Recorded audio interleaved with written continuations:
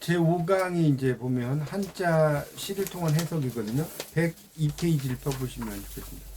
102페이지의 내용이고요.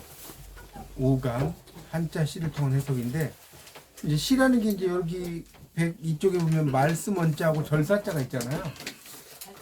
102쪽을 한번 보세요. 102쪽. 102쪽을 보시면, 책을 읽으시는 분이 안 되시네. 같이 좀 보세요. 이거 책 우선 이게 펴볼까요? 말씀 원자하고 절사자가 있잖아요. 그러니까 이게 이제 절에서 하는 말 이렇게 해석할 수 있겠죠? 말씀 원자의 절사자니까. 그러니까 절에서 하는 그런 스님의 말은 뭐 진실하다 이런 의미로도 쓸 수가 있어요. 또는 절에 가면 풍경 소리가 있잖아요. 그죠?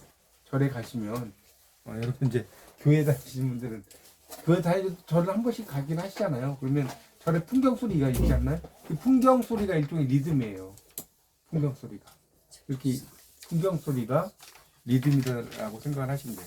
그래서 102쪽에 보시면 한자 시를 가만히 살펴보면 말씀 원자 옆에 절사자가 있다. 시란 절이나 기도원 등의 사원에서 하는 말이다. 이렇게 났죠. 로프리할 수가 있다는 거죠. 그러니까 이 절이라는 것이 그러니까 이 절사자잖아요. 또는 이제 교회 관청. 이게 이제 관청을 나타낼 때는 사라고 안 읽고요. 시라고 읽어요. 관청시. 이렇게 써놓으시면 좋겠어요. 이게 절일 때는 사라고 읽는데 관청이라고 읽을 때는 시라고 읽습니다. 발음이. 자, 그래서 그런 그 곳에서 소원을 비는 곳이잖아요. 절에 탑돌이도 하고 또 풍경소리도 있고 또 대웅전도 있고 이렇게 소원을 비는 그런 그런 곳이라고 합니다. 할 수가 있어요. 그래서 이 말씀 원자의 절사자이 상당히 깊은 의미를 가지고 있다는 거예요. 무슨 말 이해 가시죠? 또 사찰에 가면 아주 풍경 소리도 있고 되게 분위기도 뭐 나쁘지 않습니다. 그런 거를 이야기하는 거예요. 그러니까 이 시의 의미가 이런 의미를 갖고 있다 이 정도 이해하고 넘어가겠습니다. 자, 이제 여기서 중요한 것은 103쪽부터예요. 103쪽부터 보시면 첫 번째는 이 시라는 것은 분위기가 있는 말이다. 분위기가 있는 말이다. 이게 나오는데요. 자, 새들이 지저귀는 조용한 산사, 물소리 들리고 풍경소리 들리는 그런 절에서 시가 써지죠. 여러분도 시를 이렇게 쓰려고 하면 막 시끄러운 데서는 시가 써지나요? 시끄러운 데 안 써지죠.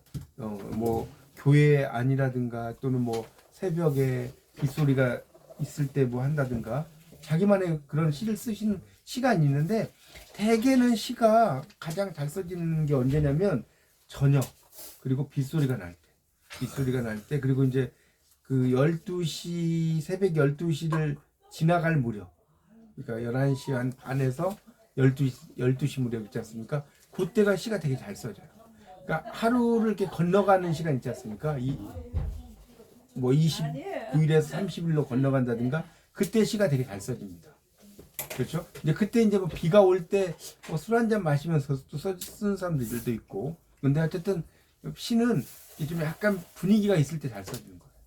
그렇죠? 그냥 막 아파트 안에서는 어때요? 이제 아파트 안에서 잘 쓰시는 분들 있을 수 있는데 쉽지 않아요. 외로우면 잘 목사님 쓰지. 책 있죠? 그런 책 거요. 하여튼 뭐 사람마다 다르니까. 맞습니다. 외로워서 잘 써질 수 있죠. 자, 그런 이야기예요. 그렇게 이제 이해하시면 됩니다. 그래서 시를 쓸 때는 둘째 줄에 있죠. 103쪽에 모든 곳을 사원이라고 생각하고 시를 쓰면 됩니다. 여기다 줄 좀 쳐놓으세요.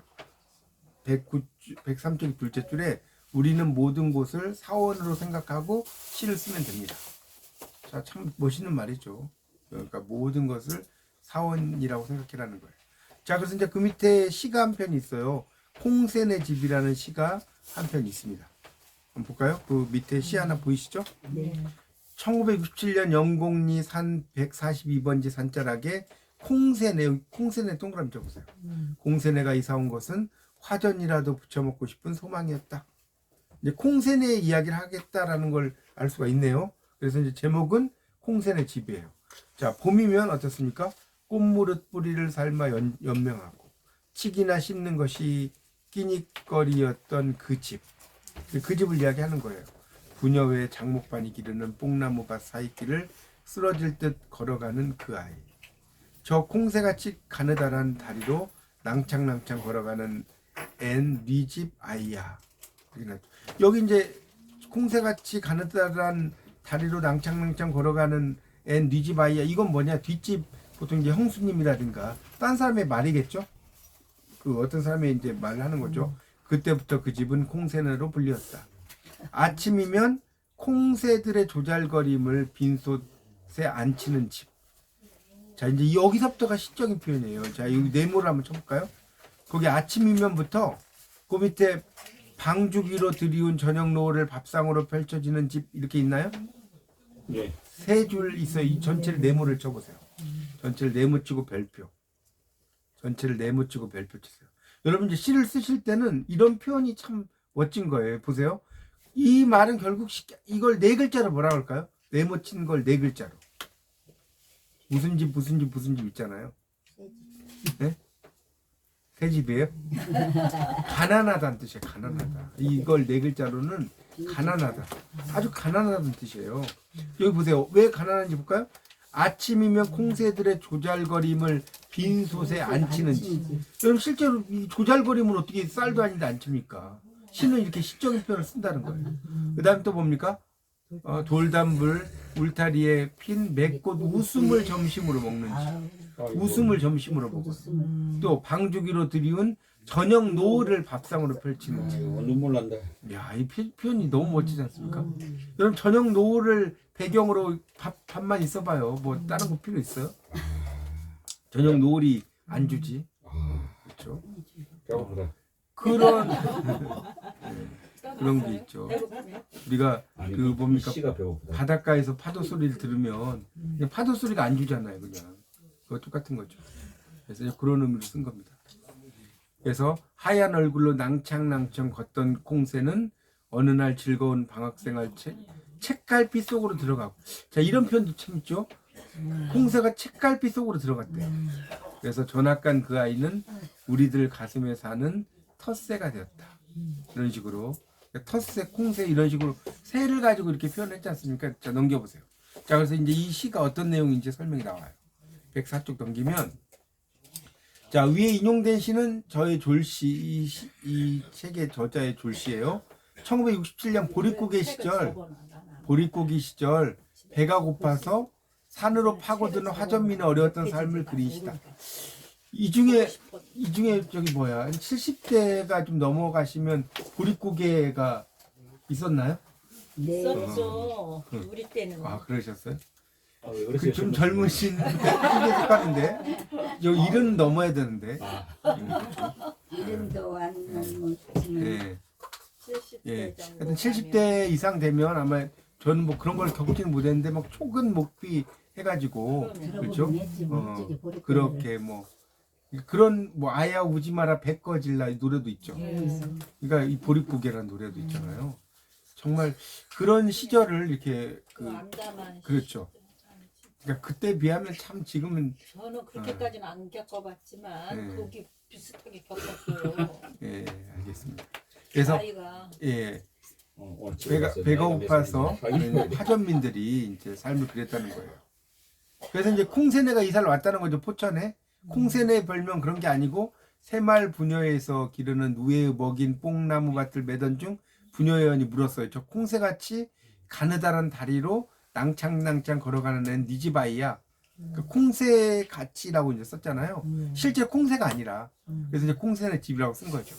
그때부터 콩새네 집으로 불렸다는 거예요. 그래서 이 시에서 분위기는 슬픈 분위기죠. 솥에 앉힐 날 나달이었고 아침이면 새들의 조잘거림을 빈소에 앉히는 집. 여기서 이제 또 시적인 표현이 집이 계속 집으로 끝났죠. 이런 걸 우리가 뭐라고 하는지 아세요? 집으로 이렇게 끝나는 걸 시적인 표현에서 뭐라고 할까요? 시에서?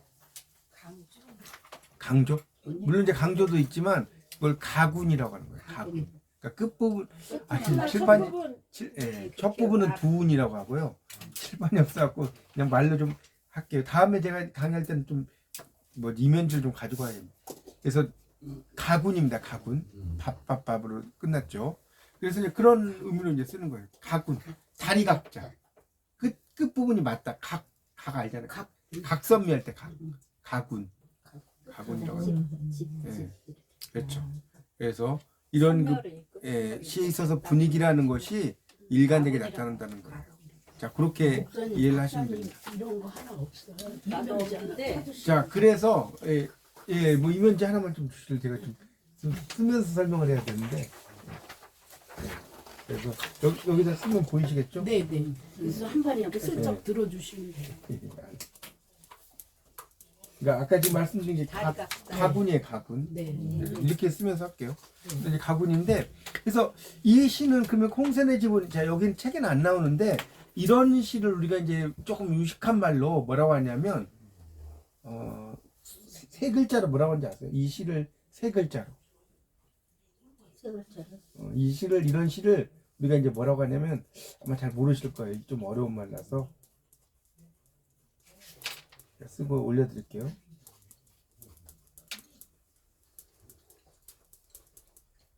자, 이걸 이제 소우주라고 하고, 소우주, 작은 우주. 그리고 영어로는 이제 마이크로코스미라고 그래요. 자, 칠판이 없으니까 좀 이해하세요. 마이크로코스미. 이 마이크로코스미 소우주란 뜻이에요.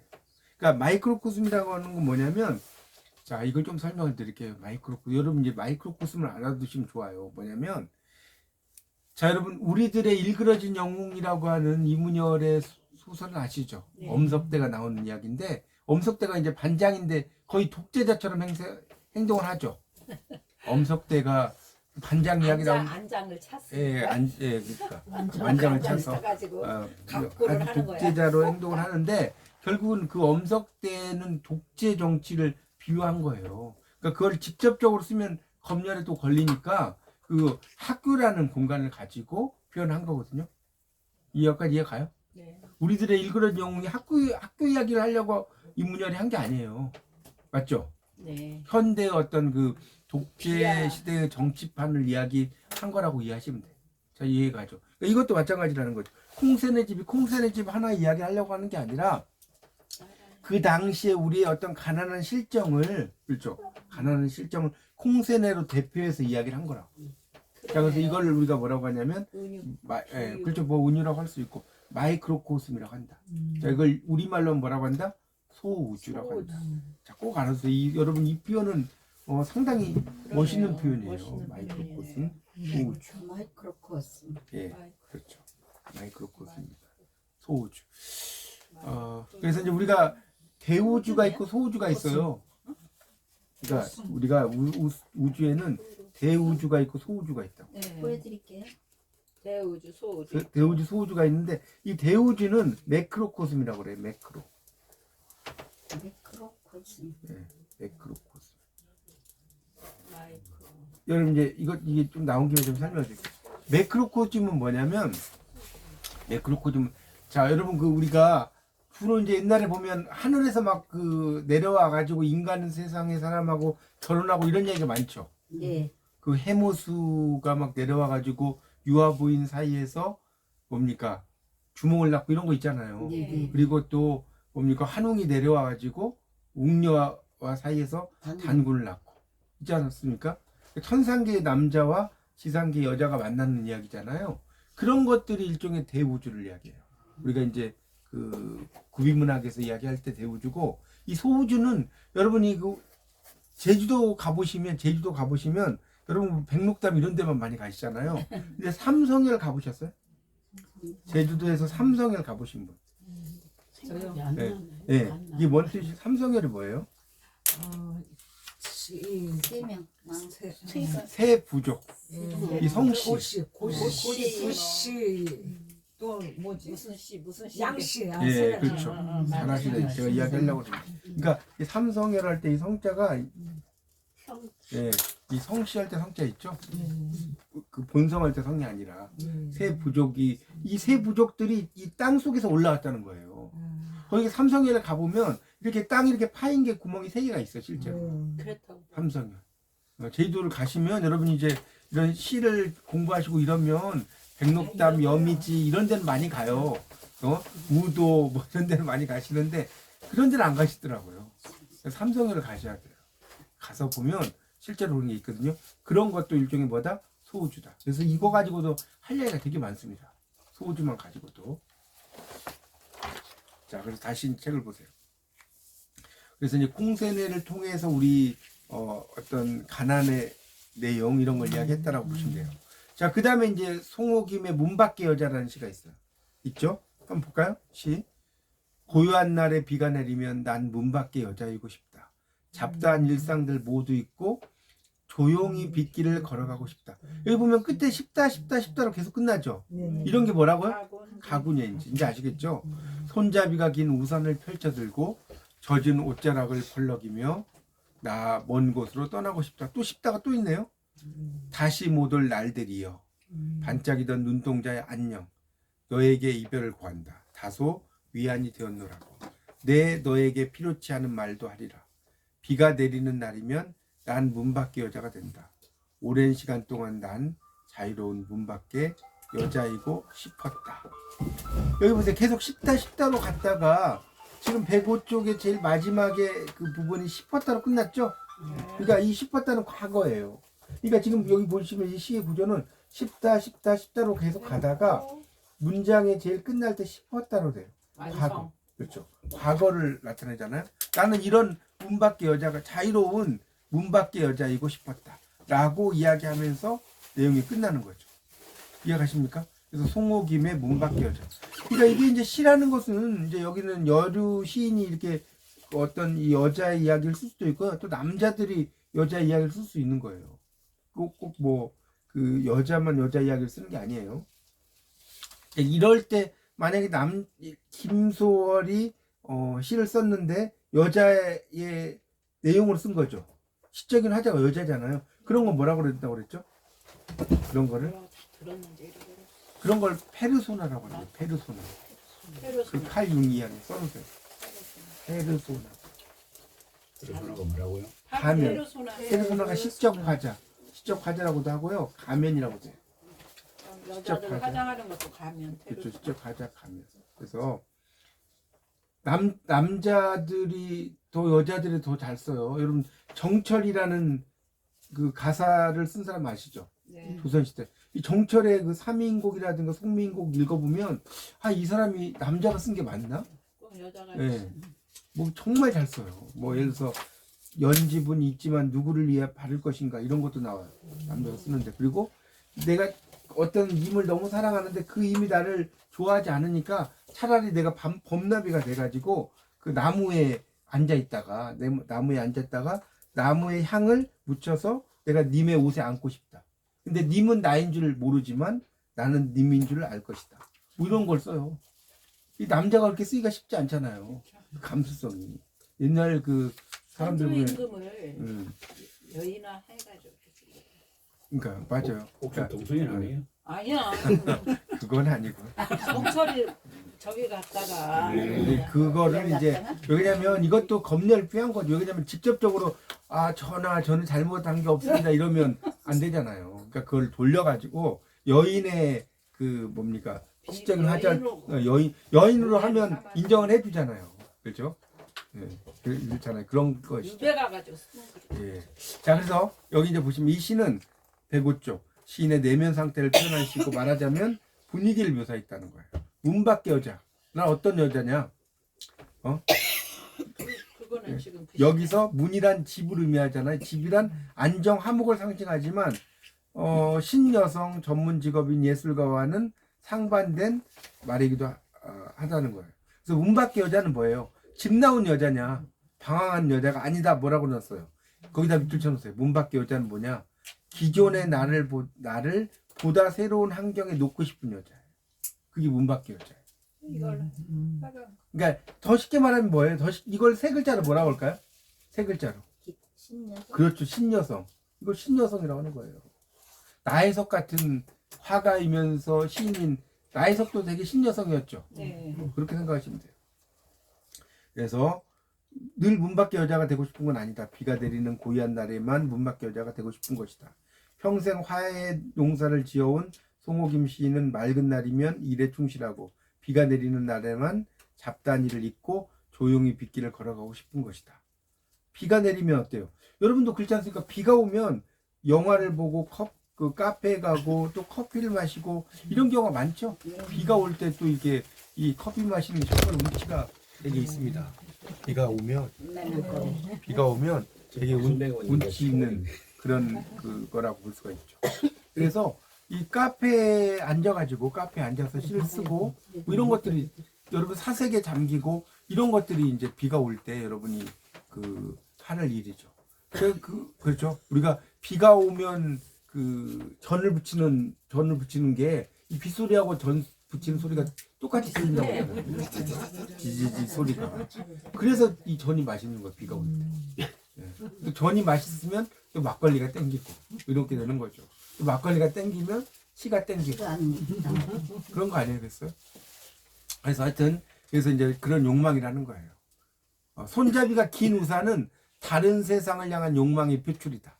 그러니까 우산인데 손잡이가 길다는 것은 욕망의 표출의 의미. 그 센티멘탈하고 센티멘탈이라는 건 뭐냐면 우리말로 감성적인 이렇게 써놓으세요. 감성적인. 그걸 센티멘탈하다고. 자, 감성적인, 센티멘탈한, 감성적인. 그리고 우수가 깃든 모습으로 방황하듯 긴 우산을 받치고 빗속을 거니는 여인에게 새로운 이데아라는 건 써주세요. 이상향을 우리가 이데아라고 이야기합니다. 자, 이데아라는 것은 이상향. 인간은 누구에게나 이상향이 있어요. 이상향. 그렇죠? 이상향을 우리가 이데아다라고 이야기할 수가 있겠습니다. 이상형이 아니라 이상향. 네. 이상형이라고 들렸어요. 이상향. 우리가 유토피아라고 들어보셨죠? 네네. 유토피아가 이상향이잖아요. 유토피아. 그 글자 보이시죠? UTOPIA. 유토피아. 그러니까 유토피아가 왜 이상향이냐면 유가 네버 결코고요. 토피아가 섬이에요. 그러니까 유토피아는 결코 존재하지 못하는 섬. 유토피아는 존재할까요? 존재하지 못할까요? 존재하지 못합니다. 유토피아는 없어요. 이상향은 그냥 내 마음속에 있는 거예요. 그렇지 않나요? 내 머리 그하고는 틀린가요? 아니 있는 것 같은데. 그죠? 아니 그러니까 있긴 없지는 않겠지만 그게 실질적으로는 이루어지지 않는 게 그러니까 플라톤의 이데아라는 것도 실제로는 존재하는 게 아니에요. 동굴의 비유 뭐 이런 거 썼지만 그리고 성경은 안 그러잖아. 실제 있는 거를 다 나오게. 그러니까 뭐 성경 말고 유토피아의 의미가 그렇다는 거예요. 네, 유토피아의 예, 의미가 예, 그러니까 우리가 이어도라든가 또는 그 무릉도원이 실제로 존재한 게 아니잖아요. 무릉도원도 그 도연명이 썼지만 실제로 존재한 게 아니고 유토피아도 영어로 보면 유가 네버의 뜻이야. 네버. Never. 토피아가 섬이에요. 그러니까 네버 아일랜드죠. 영어로 말하면. 그러니까 결코 존재하지 않는 섬. 그러니까 우리 그 여행사 중에 토피아 관광 이런 거 있잖아요. 네네네. 그 섬만 가야 돼. 근데 오만 데 다 가니까. 토피아 관광이란 건 토피아라는 게 그러니까 뭘 모르시는 분들이 이제 토피아가 이게 뭔 뜻이지 그런데 좀 영어를 알면 섬이라는 뜻이에요. 토피아. 하여튼 다시 이제 교재를 보세요. 그래서 이제 그런 이상향의 의미를 가진다는 것이고요. 여러분 오웬리의 마지막 잎새라고 들어보셨죠? 네. 단편 소설. 여기 이제 보면 거기 마지막 하나 때문에 그 화가가 그걸 그리고 죽잖아요. 그래서 그 한 죽어가는 여자가 이제 어떤 희망을 갖는 그런 이야기 아닙니까? 오웬리 참 대단한 작품이죠. 불후의 단편 소설. 그리고 또 뭡니까? 이 윤동주가 후쿠오카 감옥에서 죽잖아요. 28 정말 30도 안 된 나이에 죽잖아요. 그러니까 유육사나 윤동주가 다 저항신이잖아요. 근데 윤동주는 한 28 정도에 죽어요. 근데 이육사는 한 40 정도에 그 정도에 죽어요. 북경 뭐 이런 형무소에서 한 분은 중국에서 한 분은 일본에서 뭐 쓸쓸하게 마루타죠 일종의 죽은 거예요. 네. 그렇죠. 아주 그런 이야기죠. 그래서 죽는 날까지 하늘 우러러 한 점 부끄러움이 없기를 잎새 있는 바람에도 교라했다. 윤동주의 시의 특징이 여러분 뭘까요? 윤동주의 시의 특징을 한마디로 이야기해 보세요. 깨끗한 마음. 그분이 이제 기독교인이니까. 포기한 시대다. 뭐 이제 여러 가지로 여러분 이제 해석할 수 있지만 좀 학문적으로 이야기한다면 그래도 이제 여러분 공부하시는 분들이니까 자아 성찰과 부끄러움의 미학 이렇게 딱 하면 끝나요. 윤동주의 시는 자아 성찰과 부끄러움의 미학이에요. 이게 윤동주의 시의 특징입니다. 여러분 윤동주 시인의 시는 자, 누구의 시를 필사했을까요? 필사가 뭔지 알죠? 알지. 누구의 시를 필사했어요? 우리나라 사람은 아닌 것 같고. 우리나라 사람인데. 우리나라 사람이야? 예. 잠깐만. 여러분 길상사 하면 누구 생각나죠? 일상사? 길상사. 다 잃어버렸어. 아니, 힌트. 알 것 같은데. 아니 백으로 시작돼. 백으로. 백석? 예. 백석의 시를 윤동주가 필사했어요. 그래요? 예. 그래서 윤동주의 시를 이렇게 읽어보면 백석의 시의 느낌 많이 나요. 백석의 시가 보면 되게 되게 감성적이죠. 네. 나와 나타샤와 흰 당나귀 같은 것도 보면 가난한 내가 아름다운 나타샤를 사랑하사 오늘 밤에도 푹푹 눈이 내린다. 눈이 내리는. 그렇죠? 나는 나타샤는 아니오고 나는 혼자 쓸쓸히 앉아 소주를 마신다. 뭐 이런 거 있잖아요. 뭐 소주를 마시며 생각한다. 나타샤가 아니올 리 없다. 뭐 이렇게 하는 시 있잖아요. 시에 소주가 나옵니까? 소주 나와요. 예. 그 막걸리도 나와요. 예, 그러니까 막걸리도 나오겠죠. 그래서 좋아하시네. 결국은 그 백석의 시가 되게 애틋해요. 그렇지 않나요? 백석의 시가 보면 그래서 이제 그 백석을 뭐라고 하냐 2차적 저항시인 이런 제가 이야기했나? 백석도 저항시인이에요. 근데 어떤 저항시이냐면 2차적 저항시인이에요. 이 말은 뭐냐면 백석은 뭐 저항을 하는 건 이야기한 건 아니지만 어떤 자기의 고향에 그러니까 일제 파괴되기 이전에 그 원시 공동체. 그래서 보세요. 일제 파괴되기 이전에 원시 공동체를 노래했어요. 누가? 백석. 그래서 일제시대 사람이지. 예. 그렇죠. 그 무렵의 사람이죠. 그 무렵에. 그래서 그 2차적 저항신이라고 합니다. 실제로 백석도. 그러니까 이 사람은 뭐 이렇게 저항을 이야기하지는 않았어요. 정말 진짜 저항시는 누구예요? 진짜 저항시는 이육사의 시를 보면 이육사는 장시야. 예. 이육사는 뭐 완전히 저항신이죠. 그러니까 이육사는 재밌는 게 이분이 그 의열단의 멤버였잖아요. 네. 의열단 멤버여가지고 폭탄 던지다가 시간 날 때 시를 쓴 거예요. 이분 보통 사람은 그러니까 많이 시 안 쓰다가 썼어. 시간 나면 폭탄 던지는데 이분은 폭탄 던지다가 시간 나면 시 써. 근데 저항신이 됐어. 30편밖에 없어. 네, 엄청나죠. 그래서 그 광야라는 시를 보면 나오죠. 까마득한 날 하늘이 처음 열리고 독립군이야, 독립군. 예, 어디 다구는 소리 들렸으려 하면서 그 마지막 부분에 어떻게 나오죠? 그 광야의 마지막 부분에 끊임없는 광음을 부지런한 계절이 피어선지고 큰 강물이 비로소 길을 열었다. 지금 눈 내리고 매화향기 홀로 아득하니 내 여기 가난한 노래의 씨를 뿌려라. 다시 청구의 뒤에 백마 타고 오는 초인이 있어. 좀 아시네. 이 광야에서 목 놓아 부르게 하리라. 이런 시가 있죠. 그래요. 그러니까 백마 타고 오는 초인이에요. 근데 그 백마 타고 오는 초인도 천고의 뒤에 지금 우리가 일제 해방되지 못하도 앞으로도 계속해서 우리는 독립을 위해 노력하겠다. 그리고 눈 내리고 매화향기 홀로 가득하다는 것은 정말 일제의 어떤 탄압이 심하다는 거예요. 가난한 노래시라는 것은 결국 뭐냐? 희생적 이미지, 희생의 이미지. 그렇죠? 뭐 그런 게 있죠. 하여튼 그런 것처럼 희생양 이미지도 있고요. 여러 가지가 있습니다. 다시 이제 시를 보겠습니다. 그래서 이제 그런 것들이 이제 나오는데 이 세상의 의미는 크고 위대한 것을 발견하기 어려워요. 에벨산 오르고 뭐 여러 폭포를 가도 인간이 나약하다는 걸 느낄 수 있을 뿐이죠. 그러니까 정말 그 뭡니까 시는 보면 아주 작은 거에서 여러분이 시상을 떠올리는 경우가 많죠. 네. 아주 미세한 것 속에서 시상을 떠올리는 경우가 되게 많습니다. 그래서 이 문밖의 여자는 송옥임 시인 자신의 마음의 분위기를 묘사했다 이런 얘기입니다. 자, 그다음 염소가 되다라는 시가 이제 하나 있어요. 염소 밑에 있죠.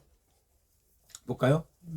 염소는 하루를 들이받는 일로 시작된다. 여기 이 시를 보면 재밌는 게 계속 들이받는다고 나와요. 그래서 이 들이받는 이런 거 밑줄 한번 쳐보세요. 이게 들이받는 밑에 들이받고 들이받는다. 그것만 밑줄 쳐보세요. 이게 얼마나 맞나? 네 개 나왔죠. 4개 나왔잖아요. 오른쪽에 보세요. 107쪽에 세 번째 줄에 들이받은, 다섯 번째 줄에 들이받으려 해도, 여섯 번째 줄에 들이받고, 일곱째 줄에도 들이받고, 들이받아요. 9번 나오네. 예, 엄청 나오죠. 한번 볼까요, 이제? 그럼 여러분 이제 여기서 중요한 거, 그러면 왜 이게 염소, 자, 여러분 한번 생각해 보세요. 왜 이 지금 염소가 되다라는 의미는 뭘 의미할 것 같아요? 왜? 물론 이제 저항도 돼. 그러니까 이 시가 나타내려고 한 주제가 뭐냐고 제 말씀.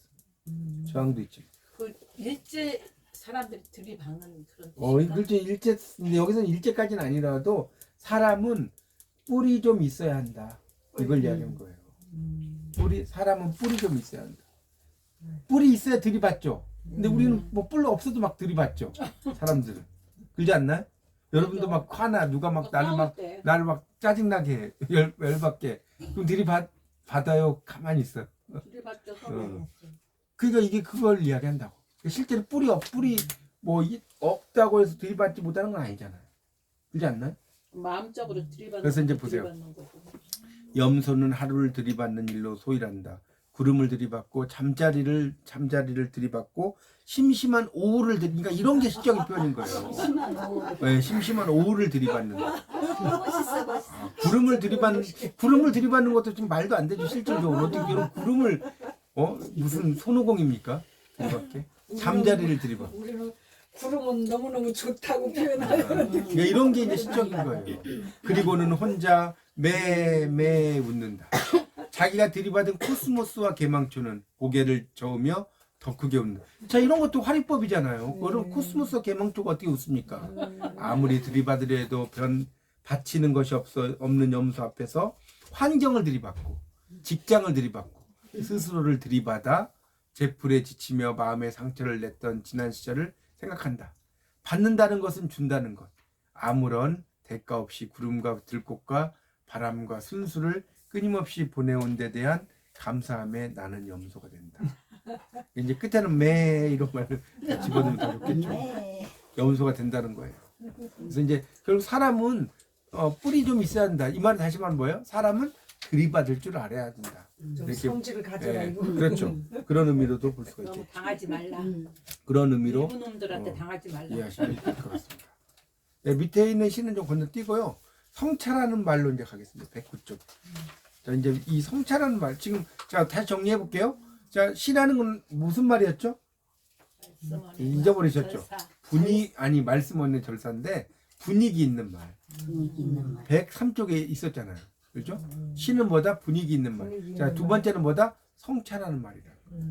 성찰.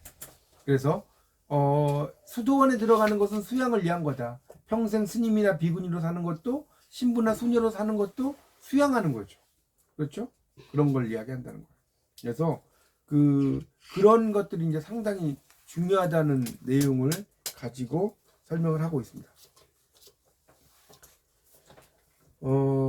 그래서 이제 이 졸시 돌담장의 의미라는 시 있죠. 그 밑에 돌담장의 의미. 이 시도 보세요.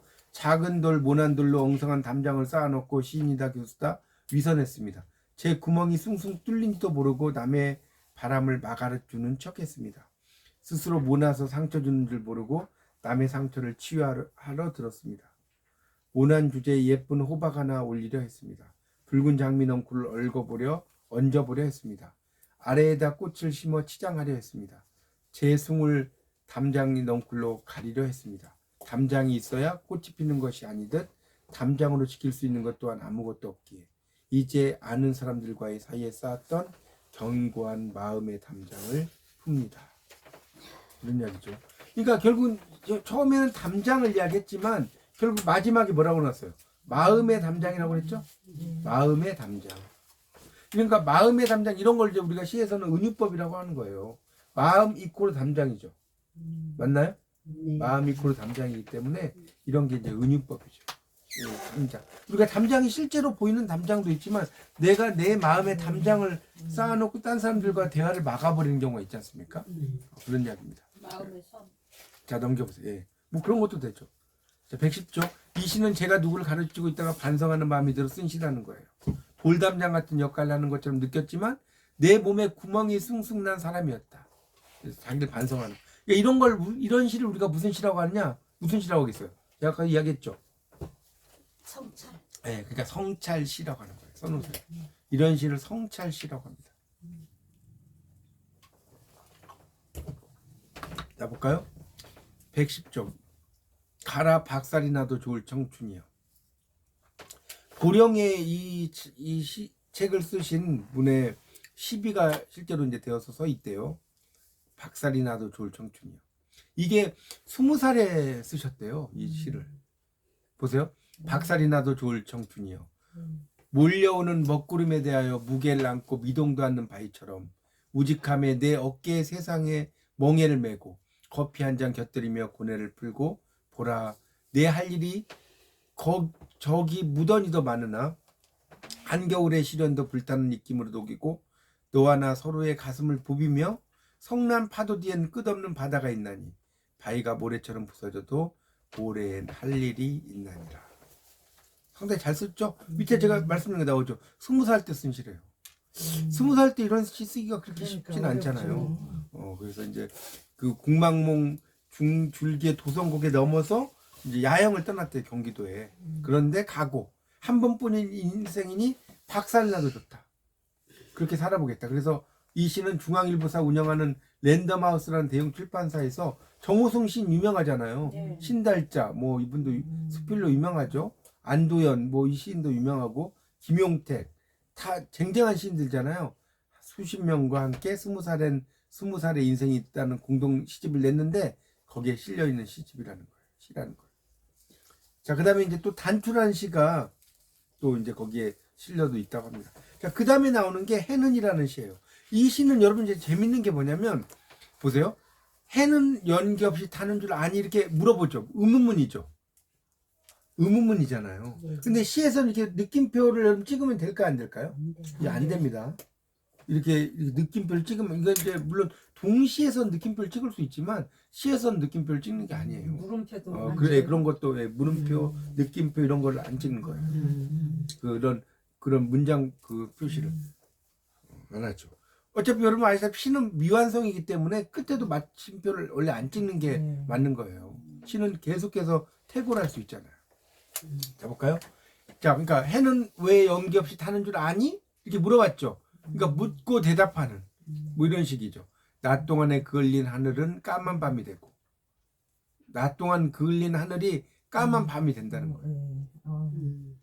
해는 소리 없이 타는 줄 아니? 마른 하늘에 천둥이 치고 마른 하늘에 천둥이 치니까 소리 없이 탄다는 거예요. 또 해는 눈물 없이 타는 줄 아니? 뭐라고 써요? 기쁜 슬픈 마침내 소나기 뿌리고 해는 날마다 신나게 타는 줄 아니? 시큰둥 타다가 겨울이 되고 해는 스스로 타는 줄 아니? 길을 뽑아 떼기에 사람들은 늙어가고 해는 막무가내 타는 줄 아니? 조심조심 불 피워 새싹을 틔우고 이러면서 어떤 내용에 대한 이유를 설명하는 그러니까 우리가 이제 이걸 인과관계란 말 들어보셨어요? 인과관계. 이게 인과관계 시예요. 너 왜 이렇게 된 줄 알아? 이래서 이렇게 된 거야. 그게 인과관계 아니에요? 맞아요, 틀려요. 너 왜 이렇게 된 줄 알아? 이래서 이런 거야. 이런 걸 이제 우리가 인과관계라고 이야기할 수 있습니다. 그래서 112쪽을 보시면 이 시는 해가 뜨는 이유에 대해 쓴 시라는 거예요. 해는 날마다 떠오르죠. 그렇죠? 여러분 그 바람과 함께 사라지다 보면 제일 마지막에 뭐라고 그러죠? 내일은 다시 태양이 그렇죠. 떠오를 거야. 그렇죠. 내일은 다시 태양이 떠오를 거야. 그 이제 영어로는 뭐라고 하냐면 영어는 뭐라고 그래요? Sunrise tomorrow. Not nice. 이게 이제 스칼렛 오하라가 이 작품의 주인공이 이야기를 했잖아요. 자, tomorrow is another day예요. 내일은 또 다른 날이야. 이거예요. 직역을 하는 거죠. 근데 이거를 이제 내일은 내일의 태양이 떠오를 테니까는 의역한 거예요. 여기 보면 뭐 라이스 이런 말 안 나와요. 라이스 안 나옵니다. 아시겠죠? 자, tomorrow is another day. 그래서 하여튼 이제 그런 의미로 쓰이는 겁니다. 그래서 이유 그 다음에 이제 5호선 양평역 스크린도어에 전시되어 있는 시가 또 하나가 있다는 거죠. 산과 우리라는 시에 보면 이렇게 나오죠. 산은 우리에게 젖을 물리고 열매를 먹이며 어깨를 두드려 격려하지만 때로 산은 우리의 물병을 빼앗고 어깨를 누르며 어서 돌아가라 쫓기도 하지. 산은 진실로 아낄 때 유순하며 뭡니까? 함부로 대할 때 무섭게 화를 내며 오르는 것만 등산 아니지 등산은 무사히 빈손으로 돌아가는 것. 113쪽 보고 있어요? 산에게 받으려고만 한 우리가 산에게 무엇을 드렸던가. 우리가 산에게 드릴 것은 오직 감사의 수능이다. 이렇게 나왔죠. 그러니까 산이라고 하는 것이 여러분 그 노자가 이야기했지만 혹시 이런 말 들어보셨어요? 천지는 하늘과 땅은 인자할까요? 인자하지 않을까요? 인자라고 인자. 생각하는데요. 인자하다고요? 아니다. 천지 불인이란 말이 있어요. 이 노자 도덕경 제5장에 나오는 말이에요. 하늘과 땅은 인자하지 않다라고 나와요. 노자가 3000년 전에 벌써 이런 말 했어요. 천지 불인. 여러분 막 쓰나미가 일어나가지고 엄청난 많은 사람이 죽잖아요. 산사태가 일어나고 태풍 일어나고 지진 일어나고 천둥도 치고. 예? 그거 보면 천지가 인자합니까? 아니요. 전혀 인자하지 않아요. 예전에 그 대만에서 보니까 결혼식에 하객들이 막 춤을 추고 있었어. 근데 갑자기 건물이 무너져가지고 건물 속으로 들어가 버렸어. 그런 경우 많아요. 천지는 인자한데 인간이 못돼가지고 벌주는 거 아니에요? 뭐 이제 그렇게 볼 수도 있고요. 아, 그거는 신학적으로 보면 예, 신학 노아의 방주 이야기까지 나오시겠네. 그러니까 신학적으로 보면 그렇지. 그런데 이제 노자는 이제 뭐 기독교적인 관점으로 이야기한 건 아닌데 어쨌든 천지는 인자하지 않은 거예요. 정말 그렇죠. 그렇게 거기도 막 인자하지 썩으려고 그러잖아. 우리 하나님도 그렇잖아요. 정의의 하나님만 있는 게 아니라 공의의 하나님 있잖아요. 그렇죠. 그러니까 막 어떨 때는 인자하지만 어떨 때는 막 엄청나시잖아요. 굉장히. 네. 근데 그거 감사로 받아들이라고 해서 인자로 생각하는. 그러니까 인자한 거, 그러니까 산사태로 막 사람이 죽기도 하고 그런 거 보면 인자한 건 아니죠. 하나님이 경노하시면 그 앞에는 그리고 아무도 40일을 이겨낼 사람이 없어. 자, 그래서 이제 113쪽에 보세요. 이 시는 등산을 좋아해서 이제 쓴 시라는 거고요. 산에서 무얼 얻으려고만 했지 생각해 보니까 산에게 드릴 거는 감사와 순응이다. 이런 식으로 이야기를 하는 겁니다. 참 이런 것도 있죠. 그 다음에 이제 또 재밌는 시가 단추란 시예요. 한번 볼까요? 사람의 첫 단추는 어디일까? 출생일까? 부모의 결합이 자신의 처음이 아닐까? 학교의 졸업을 첫 관문이나 할 수 있을까?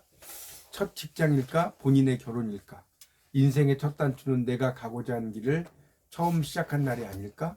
나는 글을 쓰며 살고자 꿈꾸어 왔으니 그 꿈이 있던 15의 첫 단추를 깨맨 것이 아닐까? 아니다. 나의 첫 단추는 지금이다. 이 말이 멋있죠? 밑줄 쳐놓으세요. 나의 첫 단추는 지금이다. 나는 지금부터 나로 말미암아 나를 아는 누구든 기뻐하며 누구든 해가 되지 아니하며 나로 하여금 그가 득되게 도와주며 살리라. 그리하여 늘 새로운 단추를 꿰리라. 육과 영을 다하여 영육을 다하여 이렇게 써놨죠. 그러니까 우리가 그 뭡니까 톨스토이가 그랬죠. 가장 중요한 순간은 현재다. 가장 중요한 순간 현재고 제가 영어 이야기를 하나 해볼게요. 여러분 선물이 영어로 프레젠트죠. 네. 이 단어 모르시면 없을 거예요. Present 있죠? 근데 이 프레젠트 보세요. 이거 써보세요. 프레젠트 뜻 1번 현재의 써보세요. 1번 현재의 2번 프레젠트 쓰시고 참석한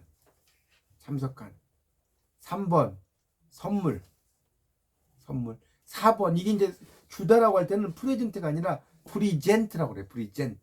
그래서 여러분 프리젠테이션이라는 말 들어보셨죠? 네. 그게 프리젠트에서 온 거예요. 명사가.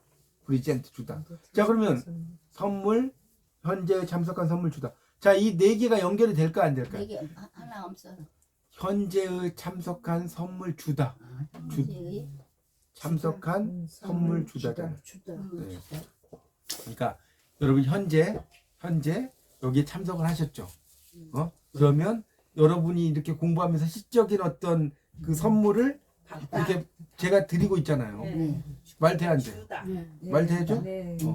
프레젠트 하나가 다 끝나는 거예요. 여러분 현재 참석 영어도 그렇게 공부하는 거예요. 현재 여러분이 참석을 한다는 거는 누군가가 여러분에게 선물을 주는 거다. 그렇게 이해하셔도 될 것 같습니다. 자, 그 다음에 이제 관찰하는 말 3번. 자, 보는 만큼 쓴다 이런 말 들어보셨죠? 그래서 이제 아는 만큼 보인다는 뜻이에요. 그래서 이 밑에 보면 이제 밑에 이제 뭐 이제 그 여러 가지 이야기가 나오는데 이 남들이 보지 않는 눈을 가지고 시를 쓰라는 거예요. 남들이 뭐라고요? 보지 않는 눈을 가지고.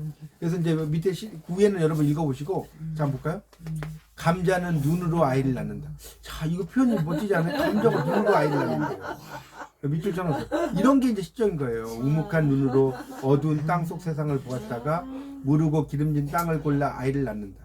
씨감자의 눈에서 나온 탯줄로 길러지는 감자약. 야 이거 보세요. 밑줄 주세요.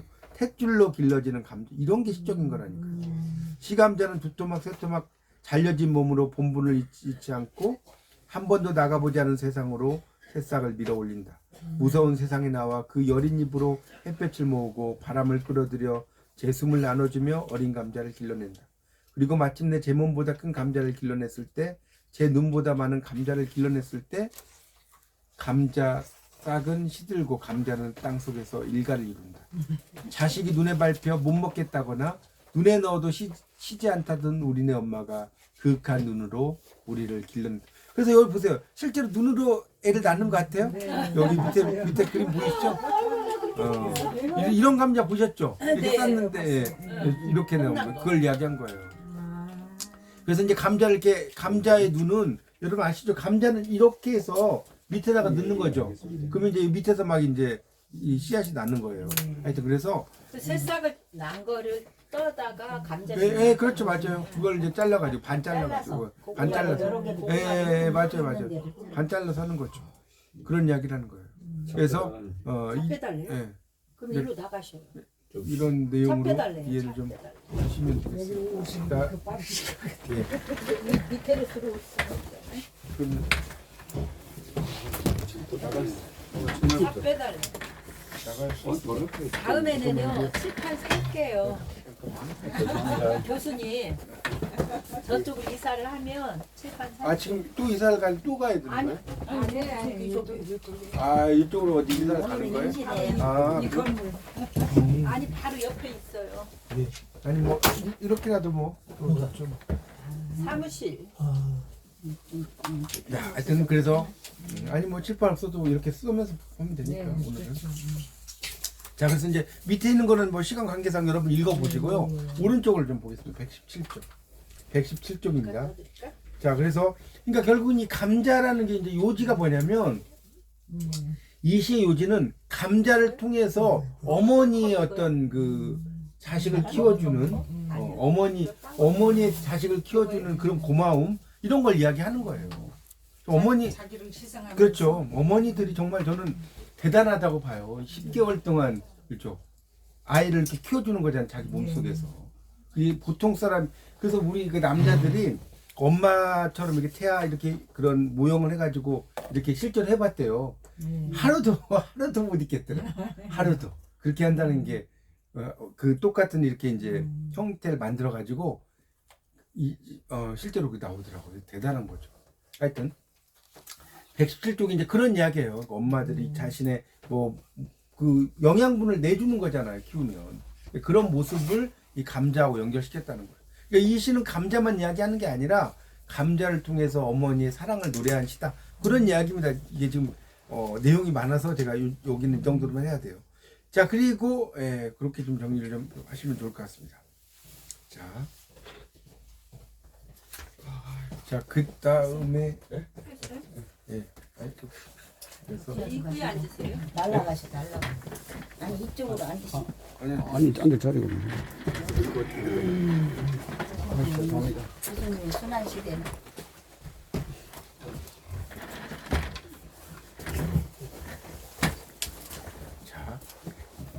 자, 그다음 일단은 시간이 좀 나면 이걸 실하고요. 그 다음에 뒤로 좀 갈게요. 이거 뭐 다 할 수는 없으니까. 여기 이제 어디를 좀 보냐면 그 119쪽에 119쪽 그걸 한번 119쪽. 여기 보면 이제 여자를 접는 밤이라는 시가 또 있어요. 여자를 접는 밤. 표현이 참 재밌죠. 접는 밤이라고 해서. 그러니까 참 이런 식으로 그러니까 여러분 시를 쓸 때 이런 시를 써야 돼요. 예를 들어서 이분이 쓴 시 중에 또 여기는 안 나오는데 재밌는 게 뭔지 아세요? 누군데요? 이름이?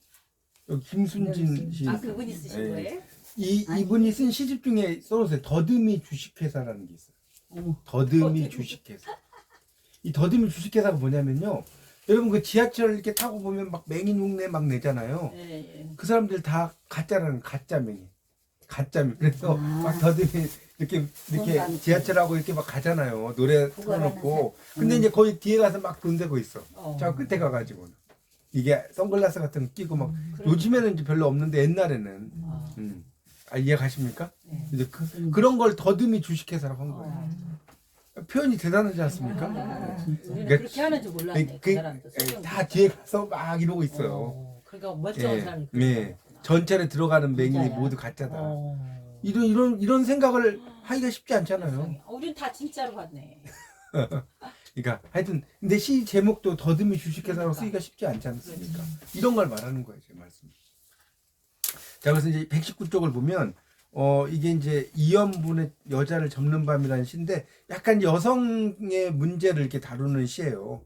시를 읽어보면 이 시는 뭐 하여튼 여러분 읽어보세요. 이 시는. 근데 밑에 이제 보면 이 시는 이게 이제 그거예요. 여자를 접었다는 게 그거예요. 갱년기. 예, 그러니까 갱년기는 아시잖아요. 갱년기를 겪고 있는 그 시인이 몸을 관찰한 시예요. 봉건 사회에서는 남자와 여자가 있었고 근대 사회에서는 여자와 남자가 있었고 현대 사회는 남자와 여자도 여자와 남자도 없고 젠더만 있다. 이 젠더라 여러분 이제 좀 알아두실 게 젠더는 뭐냐? 사회 문화적인 성이에요. 여러분 이걸 좀 알아두셔야 돼요. G-E-N-D-E-R. 젠더는 사회 문화적인 성. G-E-N-D-E-R. 그럼 섹스, S-E-X는 뭐냐? 생물학적인 성이에요. 그럼 섹스와 젠더가 달라요. 젠더가 뭐라고요? 사회 문화적인 성. 그래서 여러분 트랜스젠더라고 하는데 왜 트랜스젠더라고 하느냐? 들어는 보셨죠? 네. 트랜스젠더가 왜 트랜스젠더냐면 이걸 해석을 해보면 성을 가로질러 간다는 뜻이에요. 트랜스가 가로지른다는 뜻이거든요. 성을 가로지른다. 트랜스젠더 많이 쓰잖아요. 태국 같은 데 가면 엄청나게 많잖아요. 그게 이제 뭐냐면 내가 이런 거야. 쉽게 말하면 내가 남자로 태어났어. 근데 뭐 여자인지 남자인지. 예, 태어났는데 이렇게 뭐라고 할까요? 뜨개질하는 걸 뭐 좋아한다든가 인형 뭐 이렇게 수놓는 걸 좋아한다든가 또는 여성을 예, 그렇죠. 선택하는 거지. 또는 라면을 먹을 때 막 숟가락 위에 얹어서 먹는다든가 그런 거 있잖아요. 그런 걸 또 좋아해. 그러면 이제 여성적인 그런 거고 무슨 말 이해 가시죠? 네. 그러니까 그런 걸 사회 문화적 성이라고 해요. 성인. 네, 그래서 하여튼 젠더라는 건 이제 그렇다는 걸 이야기하고 있습니다. 그래서 남녀 구분 없다는 얘기잖아. 젠더는. 그렇죠. 이제 남녀 구분이니까 이게 사회 문화적으로 세상을 바라본다는 거죠. 뭐 구분이 없다라기보다는 남자는 이래야 되고 여자는 이래야 된다라는 그런 거 예, 강조하지 그렇죠. 말고. 그렇죠. 그러니까 우리가 아들이 트랜스젠더는 그 성을 바꾸는 거 아니에요? 뭐라고요? 결국은 뭘 성을 바꿔요? 젠더는 성격. 아니 성을 바꾼다는 의미는 아니고 그러니까 트랜스젠더가 성을 바꾼다는 의미고 젠더라는 건 이런 거라는. 그러니까 아들로 태어나면 반드시 우리는 파란색 옷을 입히잖아요. 여러분도 딸이면 분홍색 그러니까 아들이면 예를 들어서 이거죠. 아들이면 분홍색 옷을 입히면 안 되냐 이거예요. 그리고 아들이면 로봇을 사주고 딸이면 인형을 사주잖아요. 근데 딸에게 로봇을 사주면 안 되냐 이거죠.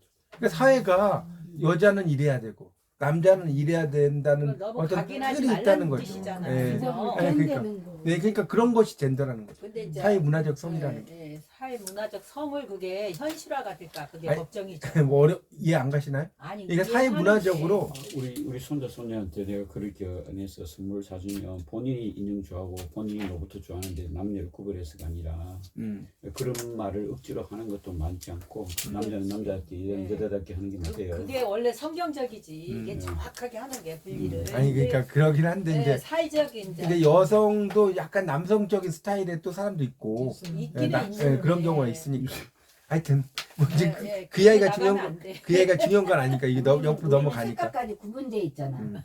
남자는 파란가 봐. 예, 뭐 여자는 그러니까 핑크가 그걸 봐. 말하는 뭐 거죠. 이런 식까지. 예, 맞아요. 그게 옛날에는 딱딱하게. 예. 근데 옛날에는 이제 그랬었지. 그게 분별을 해주는 게 좋은 거야. 이제 원래는 성경적이야.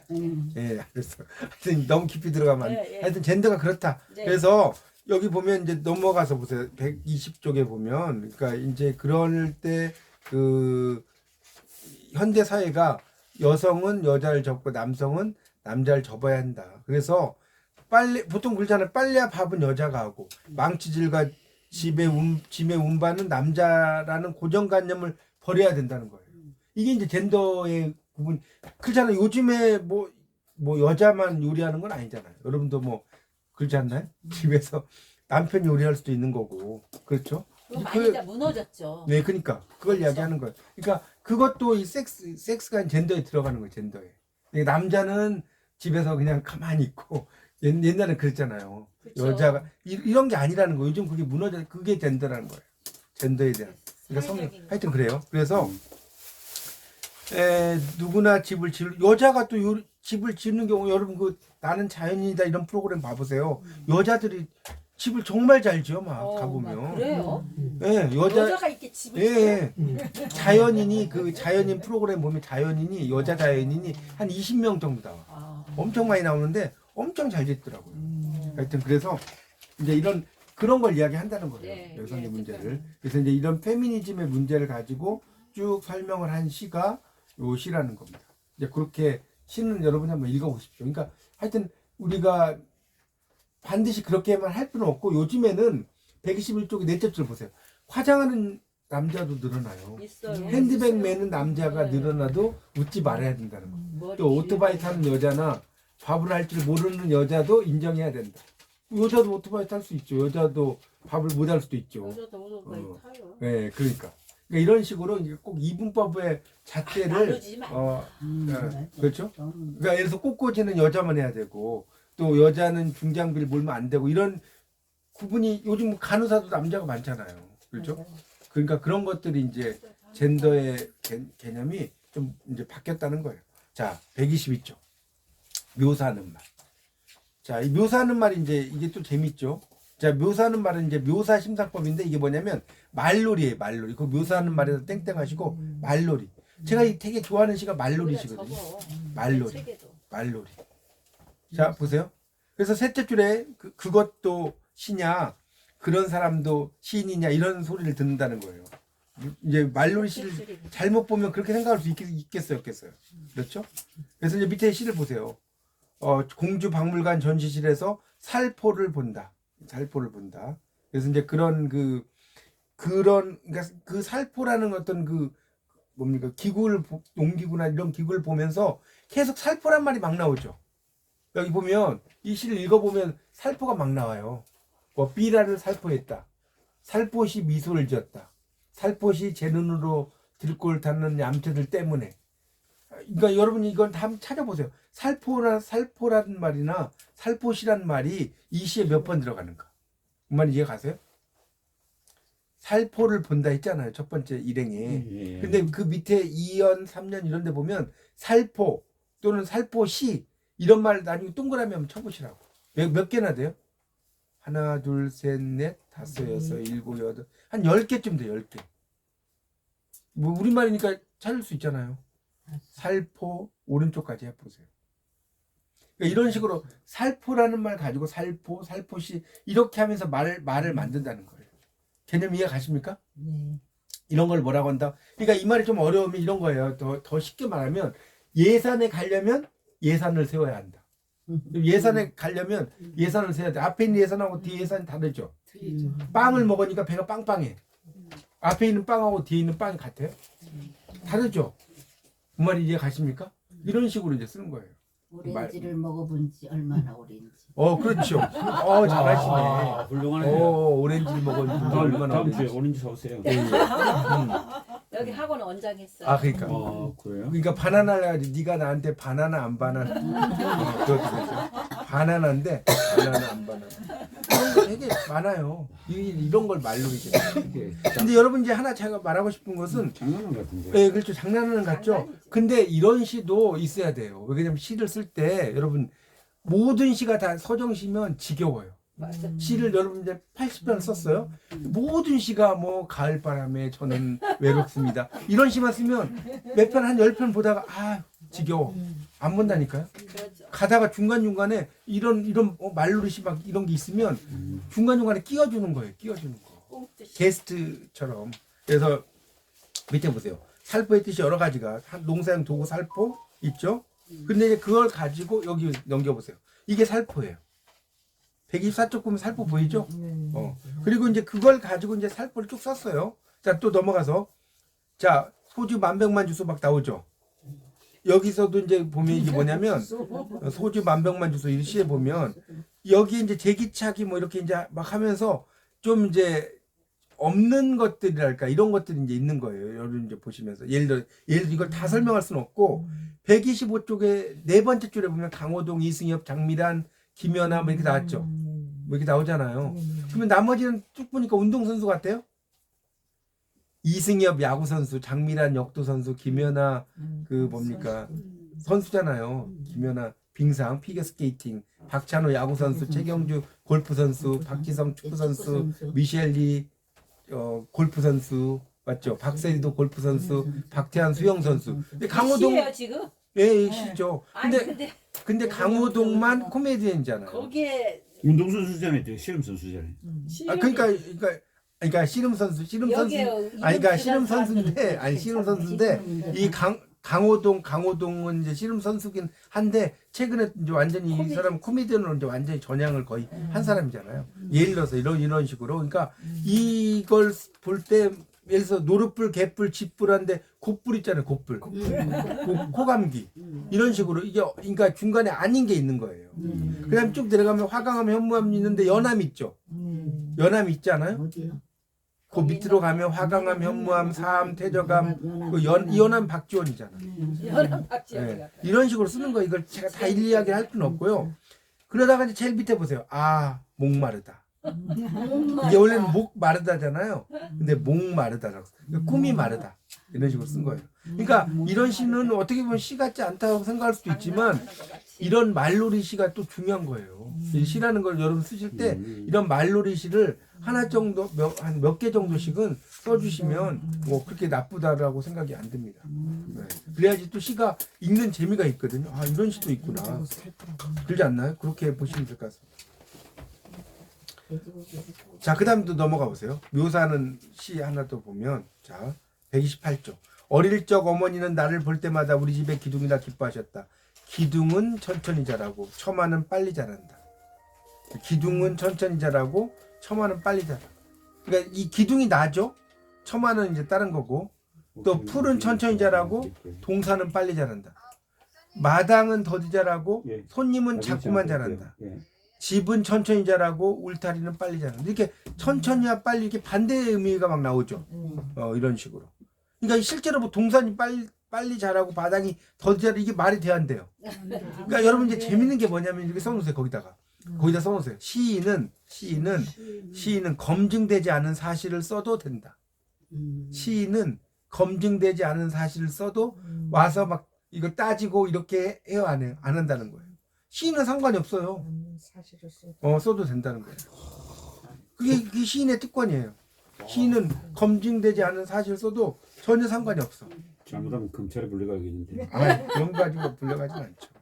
자, 그런 식으로 이제 쓴다는 겁니다. 써도 된다. 네. 네, 그게 시인의 특권이다. 그렇게 이제 이해하시면 될 것 같고요. 그 다음에 뭐 이제 그런 시들이 쭉 여기 넘어가고 이제 5번째를 볼게요. 상상하는 말. 오늘 여기까지는 해야 되니까 상상 132조 상상하는 말. 자 여기 이제 빌 게이츠 유명한 사람 다 있죠. 빌 게이츠 세계적 이 사람은 이름이 빌 게이츠야. 지폐문이에요. 지폐문. 빌 게이츠잖아요. 지폐가 막 문으로 들어온 사람이에요. 이름 너무 잘 지었잖아요. 그다음 스티브 잡스는 이제 아이폰의 대가였죠. 스티븐 스필버그 영화 감독이고 조앤 롤링은 여러분 아시죠? 뭐죠? 이쁜 여자. 해리포터 해리포터. 쓴 저자죠. 이 조앤 롤링이 원래 이제 구린말로 하면 국문학과를 들어갔는데 국문학과에서 영국이 국문학과예요. 거기서 가다가 이혼도 하고 정말 남은 게 노트북 하나밖에 없었어요. 그런데 커피숍에서 해리포터를 썼어요. 그래서 이게 뭐 정말 대박 났잖아요. 아시다시피. 그래갖고 처음에는 이걸 출판한다는 출판사가 아예 읽지도 않았대요. 그러다가 나중에 이제 뭐 그렇게 됐다는데 어쨌든 대단한 거죠. 그러니까 인간에게 가장 값진 게 뭐예요? 상상이죠. 여러분 상상이 실현이 돼야 한대요. 뭐 인간이 우주로 간다, 땅 밑으로 간다. 실현이 안 된 게 없대요. 그러니까 여기다 써놓으세요. 실현되지 않은 상상은 없다. 이 멋진 말이죠. 지금까지 인간이 생각을 해서 실현되지 않은 게 없대요. 실현되지 않은 상상이 없다. 요즘에는 여러분 생각해보세요. 우리가 해외를 갔어. 옛날에는 막 전화하려면 돈 많이 들어가잖아요. 요즘 어떻게 해요? 카카오톡에 보이스톡 하면 돈 들어가나요? 근데 보이스톡을 해도 소리가 잘 들려요. 되게 들지 않나요? 어느 정도. 참 세상 좋아. 인공위성이 쏘아주는 세상. 들려요. 안 들린다고요? 다 잘 들려. 나는 그러니까. 막 카카오톡으로 거의 다 그러니까 옛날에 상상을 했냐 이거죠. 전혀 못했지. 옛날에는 뭐 이것만 하면 돈 들어가 그래서 얼른 이런 식으로 했지 않습니까? 참 하여튼 그렇다는 거예요. 진짜 어쩌면 그렇게 자, 그래서 이제 시가 133쪽에 보면 이제 시가 이제 나와. 이걸 뭐 다 설명할 수 없는데 이런 거죠. 소나무들이 바람을 고르고 있다. 바위들이 바람을 따라 나선다. 이분이 참 시를 잘 쓰시죠. 보면 바람이 바위에게 손을 내민다. 멀리 흰 구름 몇 조각 유유하다. 이런 식으로 쭉 뭐 양은 솥에 옥수수가 삶아지고 있다부터 시작해 갖고요. 그다음 넘겨보세요. 3, 4, 5까지 있어요.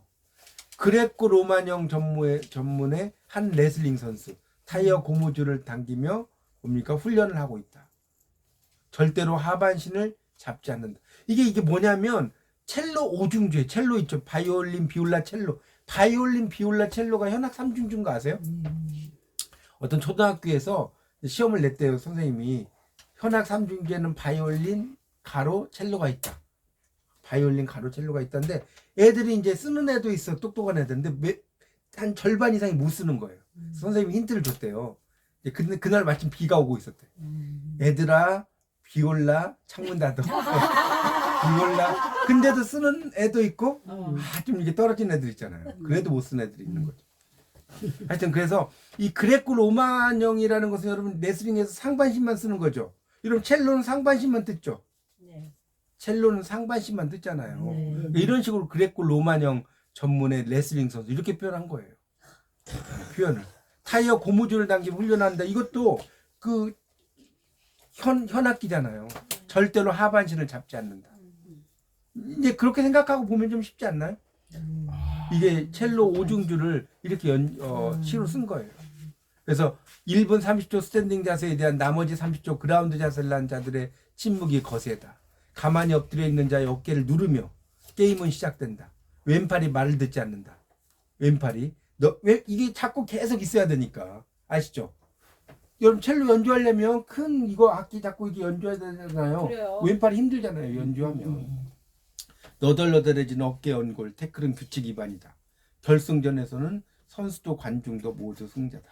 보세요. 이걸 썼지만 실제 전혀 그 첼로 오중주 같지 않죠. 이렇게 쓰는 시가 멋진 시인 거예요. 정말 멋진 시는. 왜 그러냐면 너무나 뻔한 시는 비가 오니까 당신이 사무치게 그립습니다. 물론 이제 뭐 그게 시가 아니라고 하는 건 아니에요. 제가 분명히. 근데 시가 아닌 건 아닌데 그럼 맛이 좀 떨어지잖아.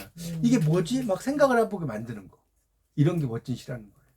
그런 이야기입니다. 그래서 그 밑에 135쪽이 나오죠. 지인의 예술 전당 체인버홀에서 열리는 첼리스트 첼로 오중주 연주에 가서 이제 그걸 보고 쓴 상상시라는 거예요.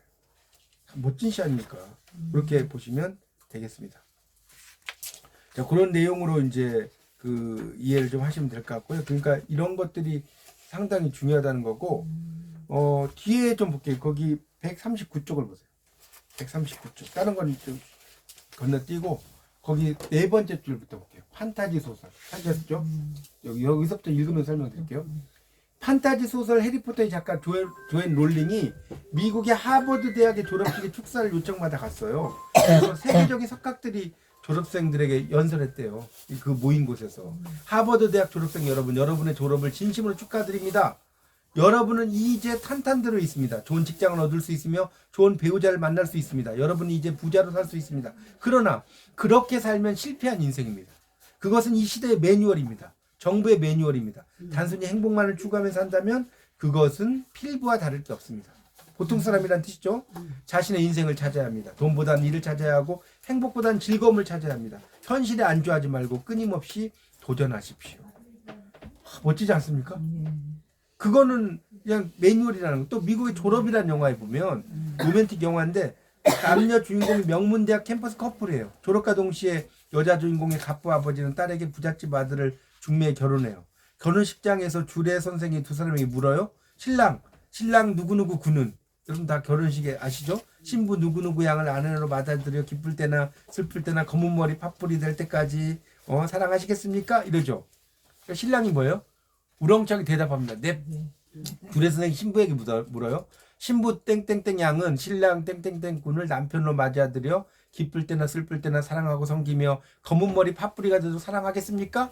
신부가 대답할 찰나에 뒤쪽에서 큰 소리가 들립니다. 잠깐만요. 그러더니 한 남자가 달려와 신부의 손을 붙들고 예식장 밖으로 사라져 버립니다. 아직 예라고 안 했으니까. 아직 예라고 안 하면 이게 졸업에 이런 영화라는 거예요. 그러니까 둘은 부모의 허락을 받지 않고 결혼을 행복하게 삽니다. 남편은 승승장구 갑부가 되고 아이들도 잘 자라고 여자는 행복한 줄 알았는데 그게 아니었습니다. 자기는 명문대를 졸업한 재혼인데 남편 여자를 집에서 밥하고 빨래하고 육아를 하는 것 말고는 하지 못하게 합니다. 직장을 가지려고 해도 못 가지게 하고 이혼을 신청합니다. 그래서 법정에서 만나는데 재판관이 여자한테 묻습니다. 남편이 바람 피웠습니까? 아니요. 돈을 못 벌어옵니까? 아니요. 폭력을 행사했습니까? 아니요. 아이를 못 낳았습니까? 아니요. 여자의 말에 재판관은 양손을 옆으로 들며 난색합니다. 그때 여자는 말합니다. 뭐라고 해요? 저에게는 일이 필요합니다. 멋진 말이죠. 우리가 여러분도 결혼했을 때 뭐 아이를 낳고 뭐 밥해주고 이러려고 한 게 아니잖아요. 그러니까 엄마나 남편이기 이전에 나만의 인생을 살아가려는 전문 여성, 아까 신여성이라고 그랬죠? 아이 낳고 기르며 집 사고 부자가 되기 위해 태어난 게 아니다. 자, 그 다음에 좀 밑줄 쳐요. 내가 좋아하는 걸 하기 위해 태어났고 어려움을 견뎌왔던 것입니다. 여러분들도 여러분이 좋아하는 것을 마음으로 마음껏 펼치시기 바랍니다. 멋진 말이죠.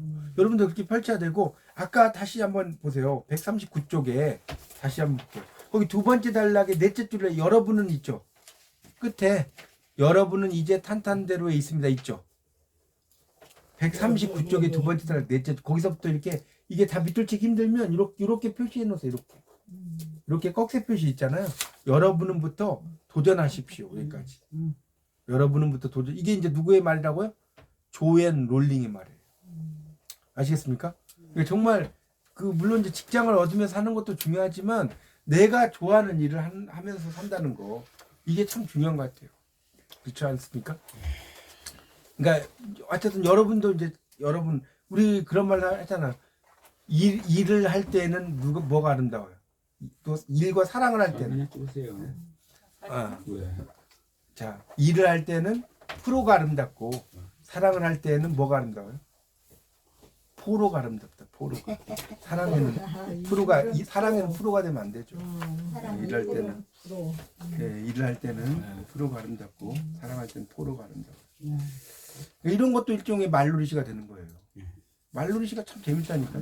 여러분, 말놀이시가 별게 아니고 같은 말을 가지고 제가 이제 1집 시집 낼 때 그걸 썼거든요. 이상의 이상과 이상.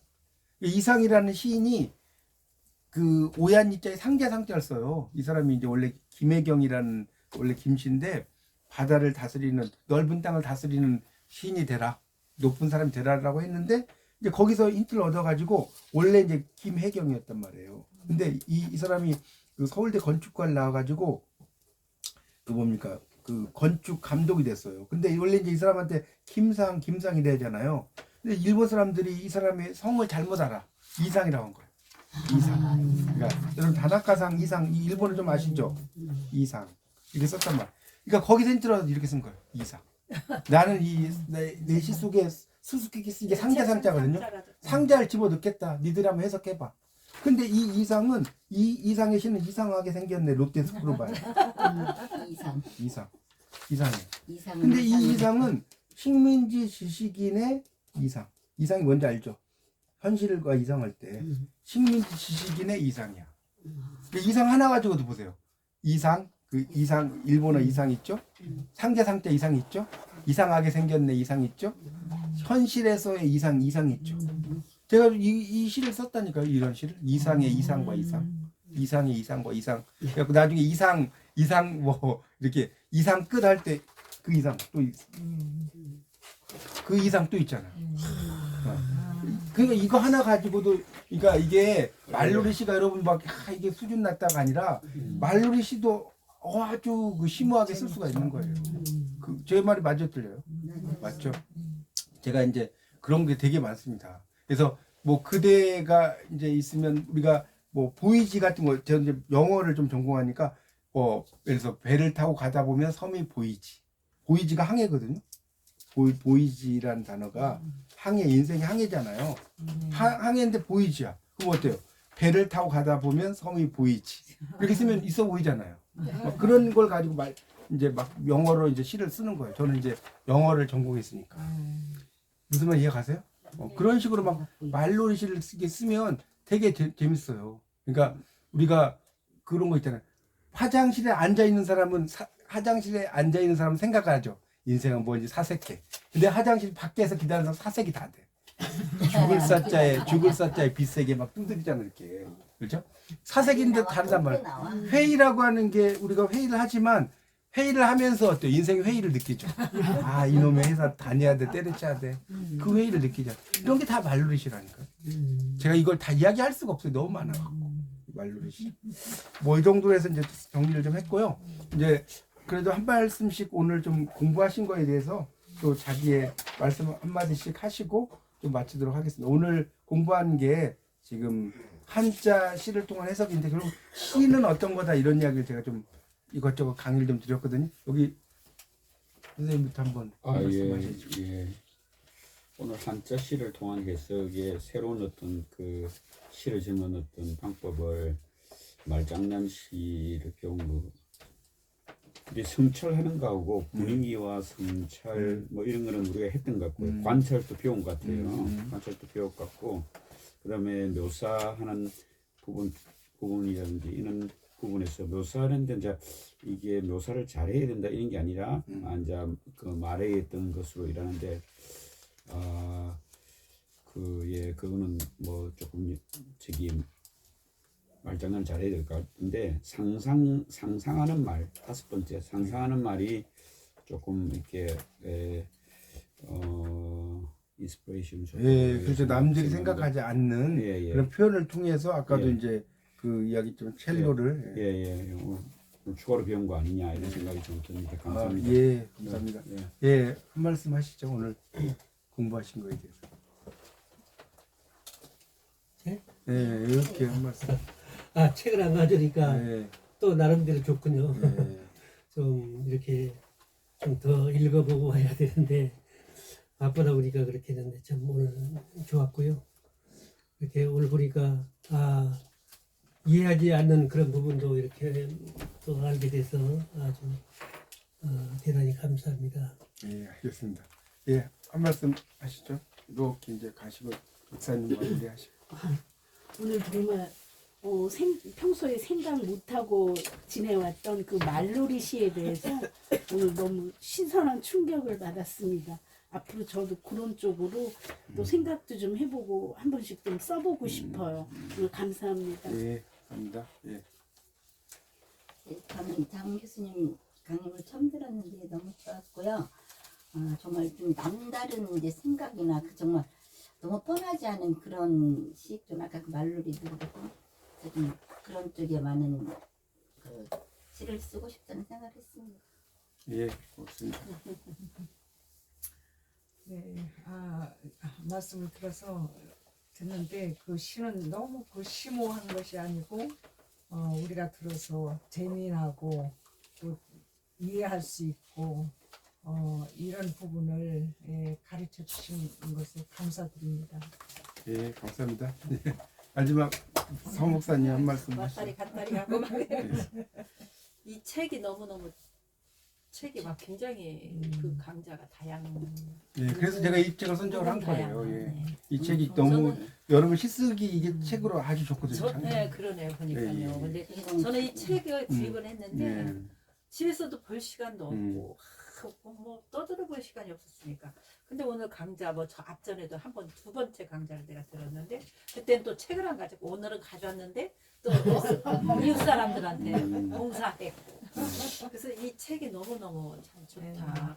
가치 있는 책이구나 이걸 느꼈고 뭐 또 강의는 뭐 또 A급 A 클래스 그 강의가 좋으니까 우리가 그 진짜 무한정 그 인문학은 무한정인 것 같아요. 막 끝이 없이 이 공부라는 게 막 그 말놀이도 그런 시 같은 것도 뭐 별을 가지고 근데 인문학이라는 거 이렇게 정답이 없이 막 한도 없이 막 이렇게 해낼 수 있는 게 인문학이 아닌가. 맞습니다. 상상이 엄청나는 게 감사합니다. 인문학이고 해서 우리 뇌 활동이 엄청 좋을 것 같아요. 그러니까 예, 맞습니다. 항상 강의는 너무 네, 좋았고요. 네. 하여튼 이제 이게 공부라는 게 그래요. 저도 이게 뭐 많이 했지만 할수록 이게 끝이 없는 것 같아요. 공부라는 게 이게 뭐 정답이 없어. 예, 이게 뭐 남들이 보면 많이 했다고 하는데 제가 볼 때는 할 게 너무 많고 그래서 여러분도 무한정. 예, 끊임없이 이렇게 공부하시고요. 하여튼 이 책은 되도록이면 구입을 좀 할 수 있으면 하셔서 이거 강승우 목사님한테 이야기하시면 아마 교수님이 안 아니 가져오셨나? 제가 가지고 강 목사님이 아마 신청해 주실 거예요. 그래서 하시면 이 책으로 제가 이제 끝까지 하는데 요 이야기만 좀만 더 하고 마칠게요. 다음 시간에 이제 1인칭 은유 심상법, 2인칭 은유 심상법 이게 되게 재밌어요. 이게 뭐냐면 이제 어떤 사물을 가지고 사람처럼 표현하는 거거든요. 그러니까 그걸 1인칭으로 하느냐, 그렇죠. 2인칭으로 하느냐, 3인칭으로 하느냐 이런 건데 제가 이제 저는 이제 또 이런 시를 쓰는 걸 되게 좋아해요. 뭐 그래서 물이라고 하면 재미가 없잖아요. 내게 너무 소중한 그녀. 내가 그런 시를 썼어 진짜로. 그러니까 내게 너무 소중한 그녀인데 물인데 사람처럼 제가 이제 다음 주에 수업을 할 때는 그 제 시도 좀 읽어드리고 할게요. 제가 1인칭 저는 이 인칭 은유 심상법을 되게 좋아하거든요. 왜냐면 사물을 사람처럼 표현하면 정말 있어 보여요. 사물을 그냥 그래서 더워서 물을 마셨는데 너무나 갈증이 해소되고 시원했다 이러면 물론 그게 시가 아닌 건 아니지만 좀 더 시의 맛이 안 살잖아요. 그죠? 그래서 그런 시들이 1인칭과 2인칭과 3인칭이 있거든요. 어떻게 보면 인칭 은유 심상법이 제가 볼 때는 이 책이 하이라이트가 아닌가.